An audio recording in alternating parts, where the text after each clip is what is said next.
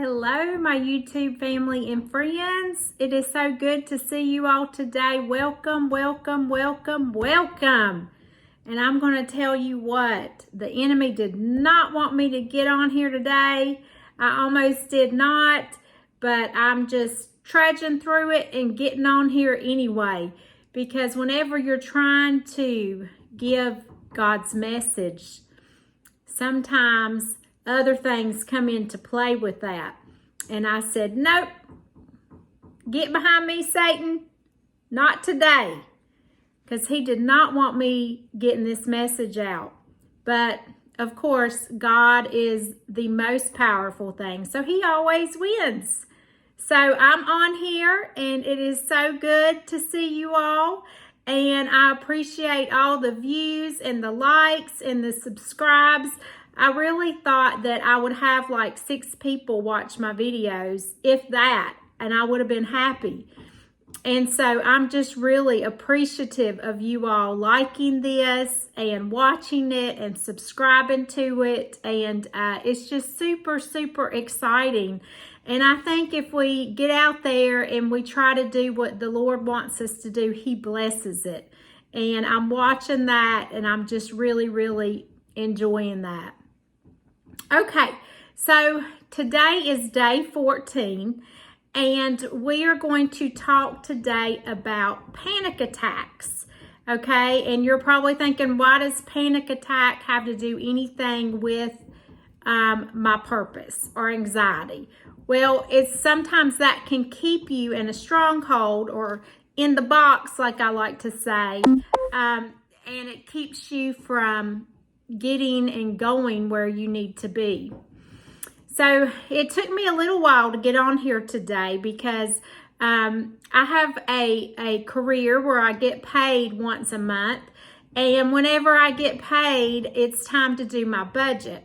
And my budget is very stressful, as I've said before, because I have a lot of things to pay for and not a lot to pay with. So I have been doing everything that has distracted me instead of sitting down and doing my budget. I have cleaned the kitchen. I have cleaned my room. I have done all kinds of things, even though I know I need to do my budget, right? Because if I don't do it right away, then I spend money and then it doesn't go to the important things.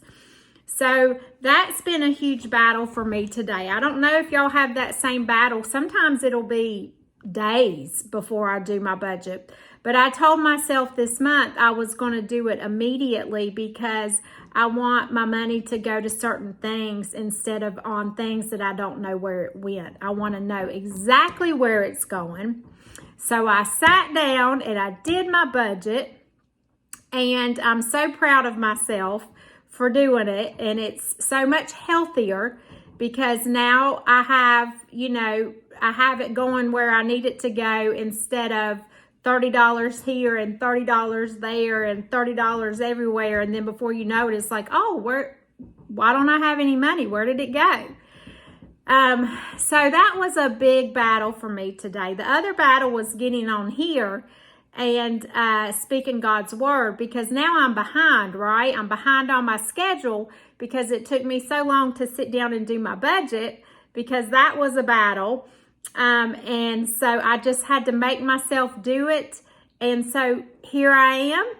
And now we are just going to jump right in. And I'm so glad that I'm making myself do the important things today, instead of getting distracted with the things that are not important and what I need to do. Do y'all ever struggle with that? Do you struggle with doing your budget because, you're worried how you're going to pay for things? Or do you struggle with getting distracted with things that aren't important? And in your mind that you should be doing something else, but you keep doing it anyway? Well, guess what? I do too. It's hard. And so, but you can stop and get refocused and do what you need to do, because I just did it with 2 things today. It wasn't easy, but I did, and I'm here, And I'm so glad to be here. And I know I'm going to get blessed because I'm here doing what the Lord has asked me to do today. All right, so anxiety, panic attacks. So anxiety is more is a little bit more mild. Panic attack is more extreme. I've experienced both. There's a lot of anxiety on my mom's side of the family that I was blessed with, that I was born into with. I also, because of that, I was also raised a lot with worry and, where it might be like, well, luckily I didn't get a lot of fevers, and luckily my kids don't get a lot of fevers. When they get sick, they can have the flu and things like that and not have a fever. They just haven't got many fevers. I actually used to buy thermometers, but the batteries would die before I would use them.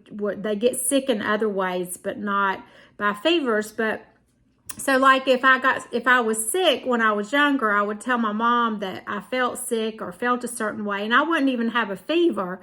And she'd be like, oh my goodness, like the flu's going around. It's probably the flu. You're probably going to be feeling like this. You're probably going to, and she would just take it to the next extreme. And so I didn't know any other way but to be a worrier.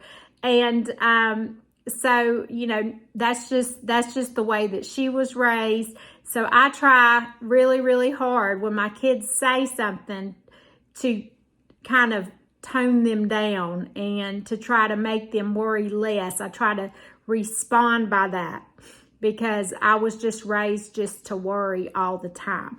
So, of course, therapy helped with that and got me out of that mindset. But it's still hard. There's still a lot of things to worry about. And this single motherhood is a whole nother dynamic that can really create a lot of worry as well. Just not having that support from a spouse where you used to do certain things and now you're doing it all on your own. And so that's been a huge adjustment in my life as well. But the thing is I've overcame it. So my panic attacks started, my first panic attack I had was in high school. We were dissecting cats in anatomy, and I was cutting around the cat's ear, and I thought I was okay, but the next thing I know, I was on the floor. And, I got a concussion. And my anatomy teacher, he was so sweet, Mr. Mustin. He just picked me up and carried me around until he could find me some smelling salts or whatever it was that I was supposed to have to kind of wake up and make me feel better. But I was a cheerleader and I had a concussion and I couldn't cheer, and I developed this fear. I was so afraid to go back to class. I remember I didn't sleep for like 3 nights, and then I ended up, when I went back to class, I sat out in the hallway at a desk, doing worksheets and things like that until we stopped dissecting the cats. But I could still smell the formaldehyde, and it was really a terrible process. But luckily, I got through it. Well, my next experience like that is when I got pregnant with my first child. I remember I was so worried about being a good mom and how it was going to alter my life and if I could do it. I just did not know if I had this baby, if I was going to be able to take care of it. And so that kind of went into this huge form of anxiety and panic attacks. I also did not like doctors. I used to have huge doctor anxiety. And so I also had in my mind, like, well, I'm going to have to go to the doctor, every few months, once a month. And I was just really scared of how I was going to go to the doctor that much. So I had all these things going on in my mind. I was working full time as well. And so we had moved into a new house that we had built. And there was just a lot of stressors going on in my life. And when I was married, my ex-husband didn't really know what to do with it because it really got bad. It got so bad where I couldn't sleep. And they say that some women who get pregnant have panic attacks. They don't know why. It could be something to do with the hormones and all of those things. They don't know exactly why, but it is, I wouldn't say common, but it does happen to a lot of women. And they wanted me to get on some type of medication for it, and I just did not feel comfortable. Even though I was miserable and struggling, I didn't feel comfortable. Something in my gut told me not to get on that medication. And luckily, because 10 years later, when my daughter was 10 years old, they realized that women who were pregnant that took that medication actually had their children had some heart defects. It was quite crippling for the children that were, that were delivered during that time when the mom was taking that medicine. So I'm really thankful that I did not do that. It could have been a lot worse. So I decided to not take medication and just struggle through it. I would stay up at night and I would read the Bible is what I would do. Or I would read some type of devotional book, because that was the only way I could get to sleep, is if I read the Bible long enough, read my devotional long enough, prayed, then I would finally drift off to sleep, but it would be just for a few hours.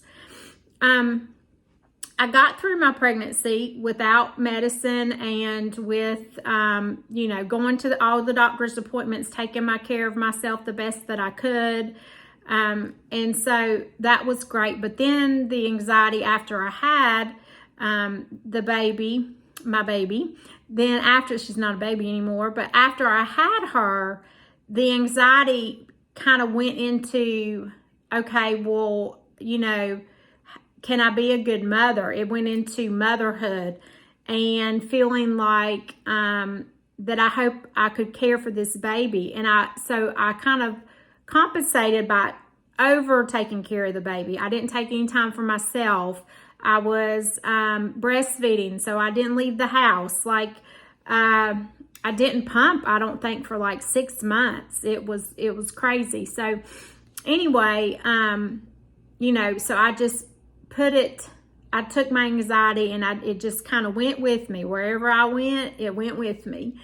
And it was so bad that there were times I can remember being in Walmart shopping and I had to leave because I would just get covered in sweat. I'd feel like I was going to pass out. I would just start flipping out and I would have no idea why I was feeling that way.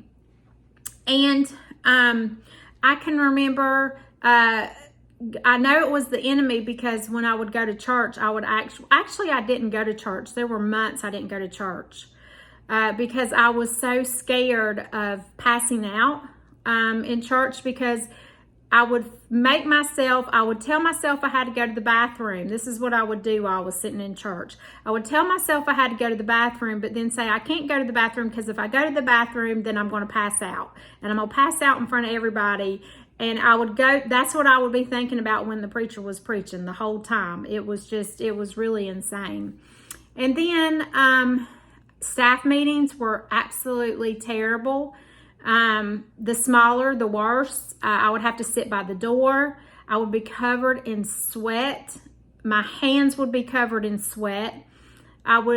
This was back way before COVID, so we shook hands and a lot of times then I would say, oh, please don't let anybody shake my hand because they're going to feel like my hand is just covered in sweat. And so it got to be where it was pretty crippling. Okay. And it was, there was parts of my life that it was just really, really hard. Well, luckily, finally, the good Lord, just through prayer and the big thing was just facing my fears. And I remember the Lord would say, if you don't do it, the next time it's going to be harder. And so I kind of had to start doing it that way. I didn't really seek counseling during that time in my life because I was so consumed with being a mom. I didn't think I had time. And then I think at that point I was back to work, and that was not something that I felt like I had time for. I did, of course, but I was scared to leave my baby even more to do that because I was back at work. So, you know, it was just a lot of prayer. I will never forget God's presence during that time. I mean, there's no doubt in my mind that there is a God, because I would feel him. He was so close to me. He was right there, and he got me through it. So basically what he would tell me was, you know, Gretchen, if you don't go and do it, I mean, he would real stern in my voice, and I mean, he would sternly with his voice say in my head, you have to go do it. And, you know, sometimes it's hard to tell if it's God's voice or whose voice it is in your head, and how do you discern God's voice. And I can tell you that when it's God's voice, or at least for me, it's very stern. It's usually like 3 or 4 words. It's just real, you know, straight and to the point. And when it's not God, it's a lot of back and forth, a lot of justifying. A lot of times when it's not God, actually what I say to myself first is, well, there's a lot of people who do that. You know, like if I'm saying, I need to go to the gym, you know, but I don't really want to go, but I need to go to the gym. I might say to myself, well, you know, I've already been 2 times this week, and there's a lot of people that don't go to the gym at all. That's when I know it's not God's voice. And so God would say to me, you know, Gretchen, if you don't go and do this, then the next time it's just going to be harder. So I decided to start facing my fears. Whatever I was afraid of, I just went and did it. And the whole time I was talking to God, God, you with me? Yes, I'm with you. God, you with me? You know, and I just faced my fears. And then eventually it got better and better and better. I got pregnant with my son. I think I had 1 panic attack during that pregnancy, but I was so worried when I got pregnant that I was going to go back to having, you know, what I had had before.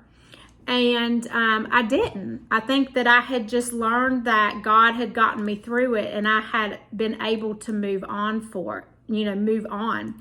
So I don't know if you've ever experienced anxiety like this, or panic attacks, or, you know, anything like that, but it might be keeping you from finding your purpose. It might be keeping you from being your best self. And the best thing that I can tell you to do is just to face it.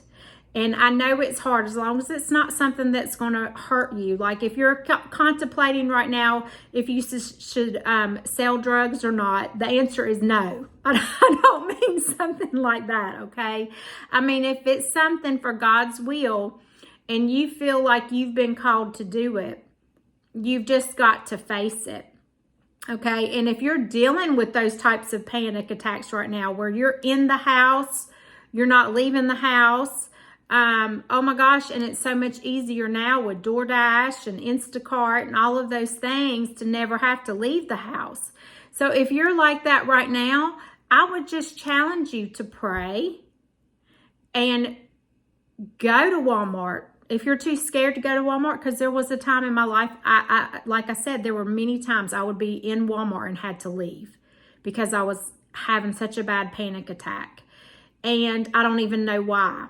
Okay, and so I would just say, get in your car and just go to Walmart and just walk around Walmart a couple times and then leave, instead of, you know, doing the Instacart and then say maybe, you know, in a couple days, I'm going to go and buy a few things, you know, and just kind of build yourself up and just face your fear. And talk to God while you're there. Hey, God, I'm here. Are you proud of me? I'm out of the house. I can come and smile at somebody today at Walmart. Or I can, you know, encourage them in some way at Walmart today. Are you proud of me? Are you with me? And kind of dialogue with him like that. Now, you know, most importantly too, now, I would say also seek counseling. If your anxiety is actually crippling you, hindering your life more than the normal anxiety, because everybody has anxiety, but if it's actually crippling where you're not doing things that you want to do because of it, find a counselor. Find a counselor and talk to the counselor about it. And they can give you all types of strategies. Like my counselor, I actually went and saw my counselor earlier today. And they can give you all types of strategies for getting through it. So that would be my advice. If you suffer with anxiety, if you suffer with panic attacks, fill your head with prayer and dialogue with God. Seek counseling. Whatever it is that you're afraid of, do it a little bit each day and build yourself up, because I can tell you that I went from not wanting to be in Walmart to completely being covered in sweat at a staff meeting or at church, to where I'm now actually in front of a camera talking to a lot of people and sharing this. Whereas before, I didn't tell anybody. I mean, my ex-husband and my mom, they knew some of it, but that nobody knew how bad I was struggling except for me and God. And here I am on a camera telling you what I was dealing with. And I still have anxiety about things, but my faith is so strong in God, and I know He's going to carry me through anything, that, you know, it's just not as much of a struggle anymore. There were times in my life I didn't sleep. I sleep like a baby now. It's just crazy, because it's like I had to get that out and I had to go through it, and I had to rely on God to get to where I am. So if you're struggling with finding your purpose because of anxiety, or if you have panic attacks, if you're in your purpose but you still have panic attacks and things like that, that would be the best advice that I can give, because I know that I've been hearing about it a lot lately. So that's why I wanted to get on here and say something about it. I've been hearing about panic attacks and anxiety, and a lot of people struggling with their mental health. And so I hope that this speaks to you. I hope this is helpful. If it's not helpful to you, maybe one of your family members is dealing with it, and it helps you understand them better of how you can help them. You know, but I just hope that me sharing this, even though it's hard to share, and it's still hard to talk about. It was so hard to go through. So I just wanted to share that with you all today. And please like this video if you liked it, and subscribe to my channel if you want to hear more. Next, we're going to be talking about pride and humility. Listen, you all, if you have not taken time to study pride, you just wouldn't even believe how much pride there is. I had so much pride, but because it wasn't defined and it wasn't written down and I didn't read about it, I was just living life, I had no idea. But there are, like I said, there are either 30 or 32 manifestations of pride, different types of pride. And me learning about pride and replacing pride with humility and seeing how much God blessed me by being humble, it's just amazing. It's probably one of the best stories of my life. So we're going to be talking about that next time. And until then, I hope you have a wonderful evening and a wonderful afternoon. And I'm sorry, that made no sense. A wonderful evening and a wonderful afternoon. I hope you have a wonderful rest of your day. And whatever it is that you're afraid to do, just go do it, because you can. All right. Thank you for joining. Oh, I don't have my coffee cup. My coffee cup's in the other room where I was doing the other videos. Okay, so I'm just going to pretend. Stir up some love. Look, I got it. Let's see. I can take a little heart off of my tree right here. And I hot glued it on there so I don't want to come off. Okay, so stir up love today. Don't forget to stir up some love. We got enough hate. We got to stir up that love. All right, talk to you soon. Bye-bye.